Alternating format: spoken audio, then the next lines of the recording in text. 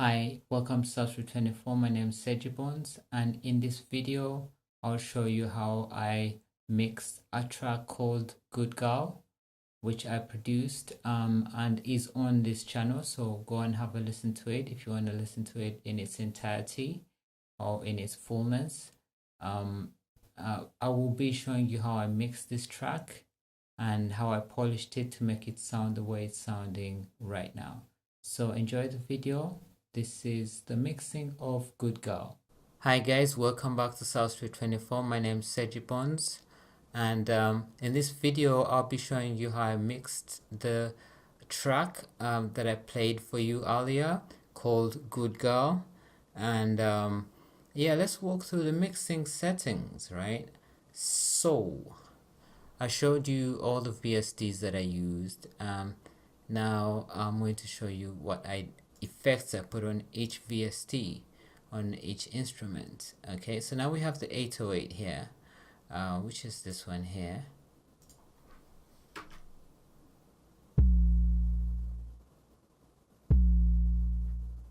Okay, so this is the effect that I used on the 808.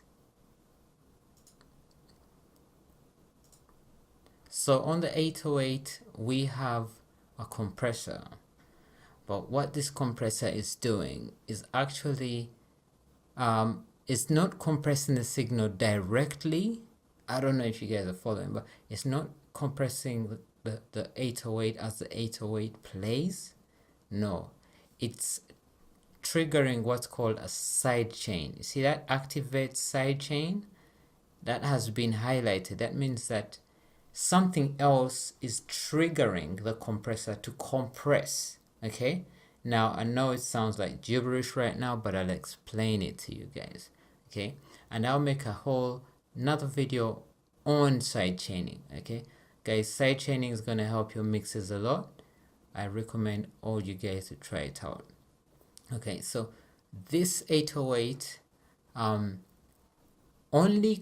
the compressor only compresses the 808 when the kick drum plays, right? So if I play it on its own, like if I play it solo, you're gonna hear it's gonna sound smooth. Yeah, it's gonna sound like this. Yeah, and if you notice in the middle here, there's supposed to be another kind of like fader going up and down, but it's not. That's because this fader here is what's supposed to compress, but because the kick drum is not playing, so it's not going to compress it's not going to compress the 808.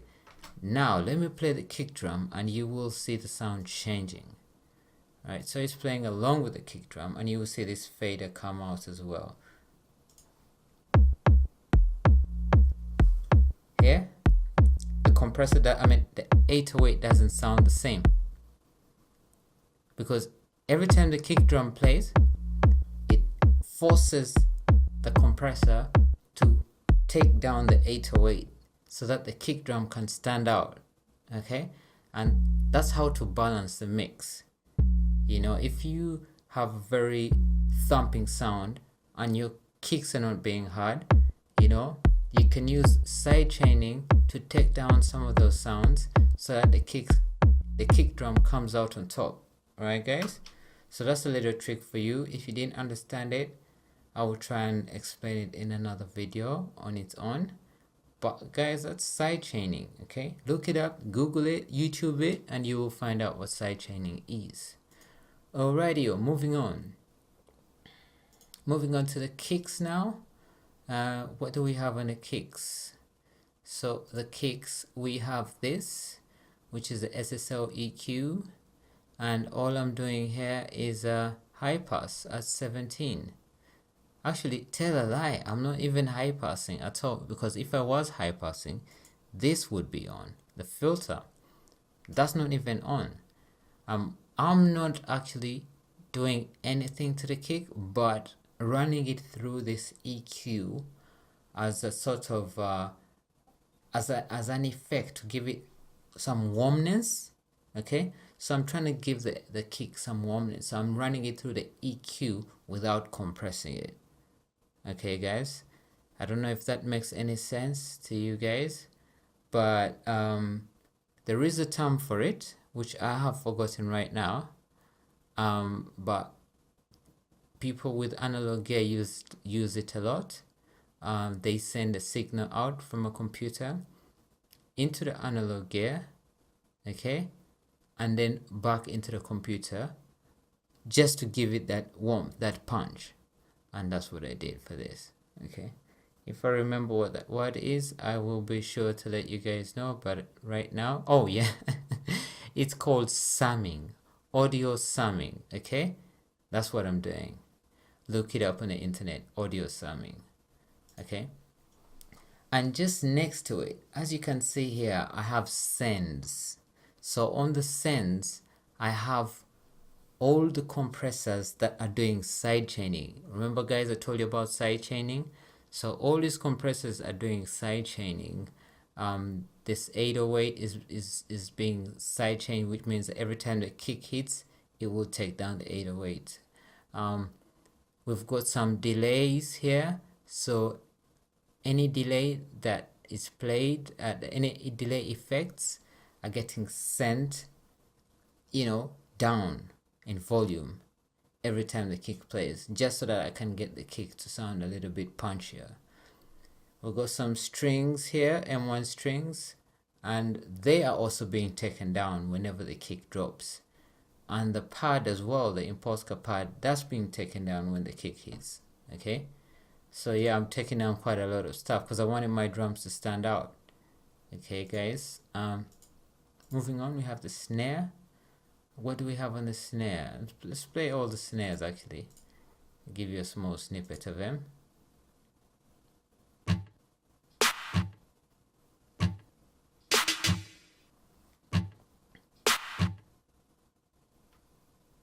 Alright, those are the snares. And what we did for the snares is, I'll take you one by one. I just high passed them with the SSL EQ. High pass at 70 there. That's it, guys. Oh, I didn't do anything here. Not, this is absolutely zero. As you can see, it's not even switched on. I did absolutely nothing here. Just high pass at 70 hertz. That's it. Moving on to the next one. Where the next one be at? High pass at 70, same thing.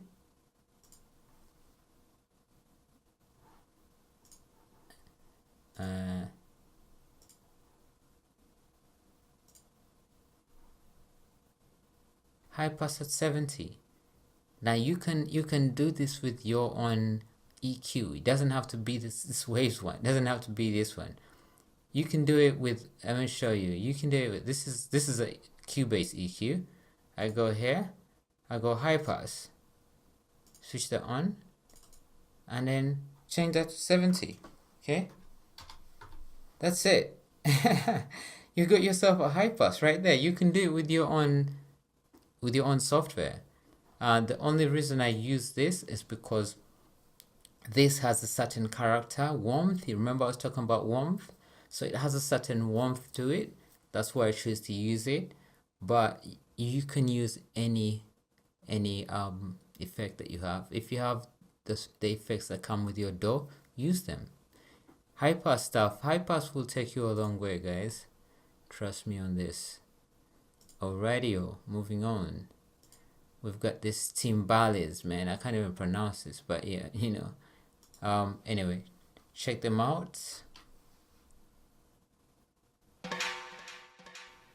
Okay, so you had that. You had a little bit of some delay on there. Okay, so we've got SSL here. High pass at 100. That's quite high. I've got the SSL compressor, you know, and you know, I think I used I used this preset here, Sullivan Mix Bus, and then all I did was just play around. You see that 12.3 threshold. I just played around with the I just played around with threshold to get the sound that I wanted. That's it. I didn't touch anything else here, man. That's what it is, guys, right? The trick is this. If you do not understand compressors, play around with the presets. Say, go here and do, I don't know. Let's do this one, West Warm Bass, right? And then just play around with the threshold. That's it. That's all you gotta do until you get the sound you want. You know, play around with the presets, yeah, for starters, to get the sound that you feel like is the best sound for that instrument. Then, if you want to tweak it a little bit more, just play around with threshold, and boom, you will have the sound that you want. Trust me on this, man.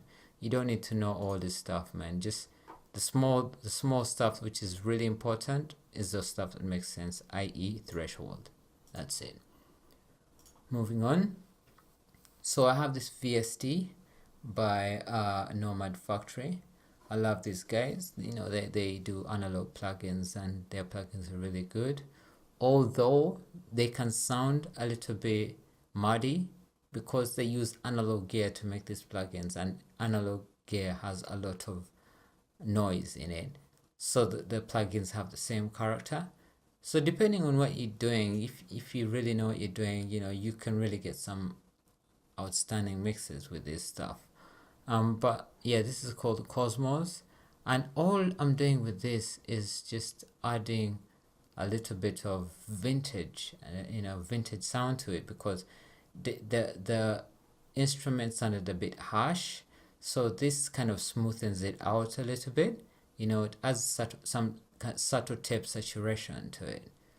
Okay, moving on. We have the piano here. Okay, guys, and this is what the piano sounds like.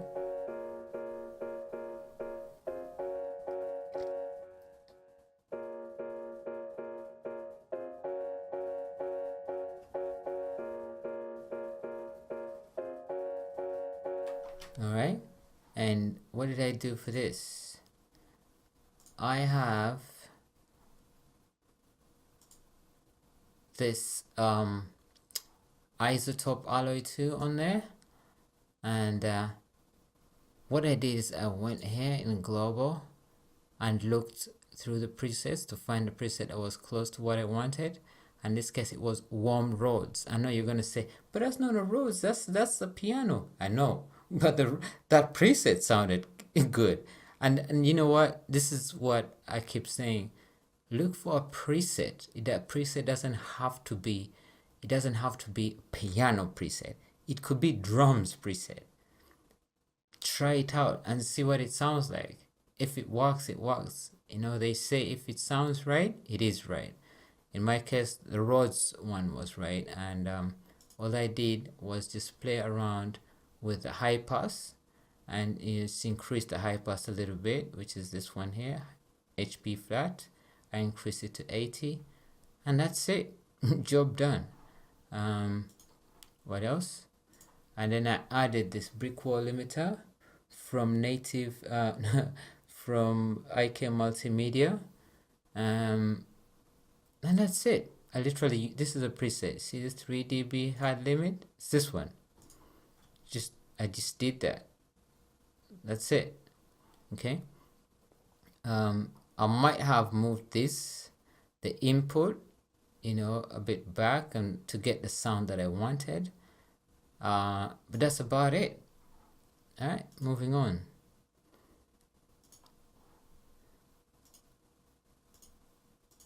I have this Imposca, which is the pad, and this is what it sounds like.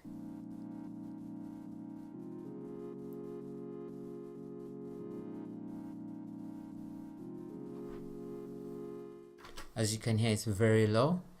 As I said, not everything has to be in your face. And what did I do here? I use this preset here, dull pad enhancement, and it says bring high end energy into a dull pad. Okay, and that's it. It worked, and I left it as it was. I didn't really do much here as far as changing these settings. And then I have this here, which is the sidechain compressor. Okay, so whenever the kick hits, it takes the pad down a notch. Okay guys, and moving on to the strings. Now you won't be able to hear this, will you? Let's see.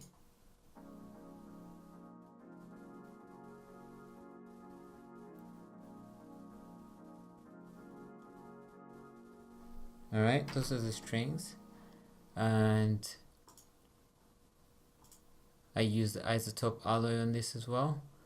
I tried this preset out, which is sidechain orchestral. And then what I did was just high pass, you know, increase the high pass to 100 Hertz to get the sound that I wanted. And that was it for that. I didn't change anything else. And then I used this sidechain compressor, so the piano actually gets taken down. I mean, the strings get taken down whenever the kick drum hits. Alright guys, next up we have this brass. Okay, and wait, hold. Alright, so with the brass, the effects were on the original. Okay, so for this I used the IK Multimedia Classic EQ, and I looked for a preset. I went to generic, and I was like, oh, let's see, presets, and I used the one called a little, what's it called? Wait, let's just try and find it. See, a little brighter. See this one, a little brighter, and that's what I used. It sounded right, so I was like, you know, forget it.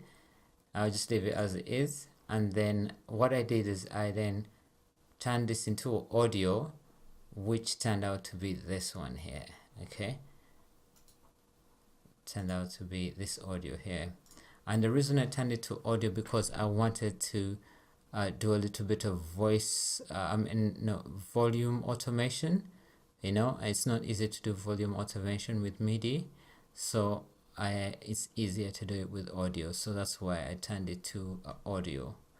And yeah, this is it. This is the brass, and that's with the effect added on, with the IK Multimedia EQ on there. All right.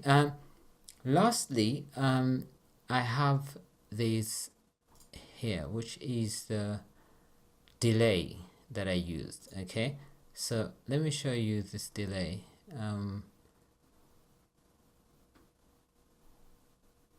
So I use this delay here. So this is the waves H delay. Okay, I used it in the effects channel. So what I do is I load it in the effects channel, and then any instrument, let's see, for example, which instrument has a delay on it. Yeah, for example, this piano.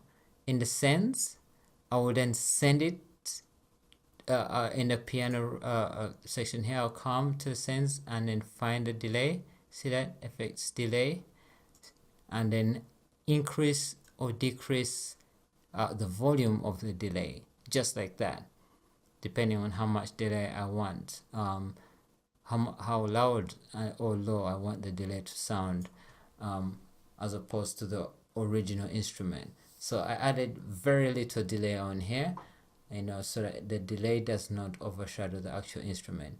But yeah, that's what I did on any instrument where you hear delay. That's what I did for the delay.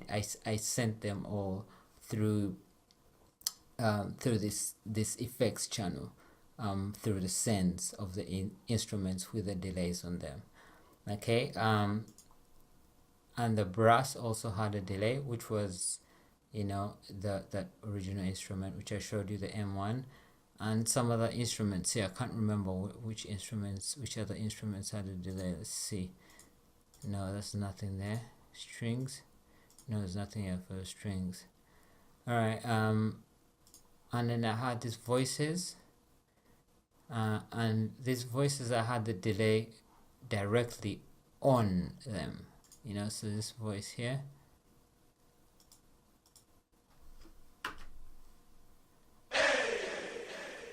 and I think you can hear the delay. And yeah, I put the delay directly onto the plugin, I mean onto the channel of the vocal, because I felt it sounded better that way. Okay, so it's all, nothing's written in stone, guys. It's all about experimenting and see what sounds best. Okay, and what sounds best is what you rock with, man. And in my case, this is what I went with, so there you go. And the female vocal as well, same thing. I just put a delay directly on it.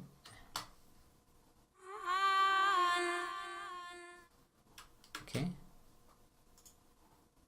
Wait, what am I talking? Oh no, I did this as a send. Sorry guys, I did this as a send. So I sent it to this channel here, which is the H delay, which I showed you earlier. Okay, so I didn't put this one directly onto there. And again, as I said, it's because that female vocal sounded right as a send rather than a direct input. You know, rather than putting the delay directly on there, it sounded better as a send. So that's why I did that. And that's it, guys. So that's it for the mixing. In the next video, I'll walk you through the mastering process that I took to master the track, and see you in the next vid.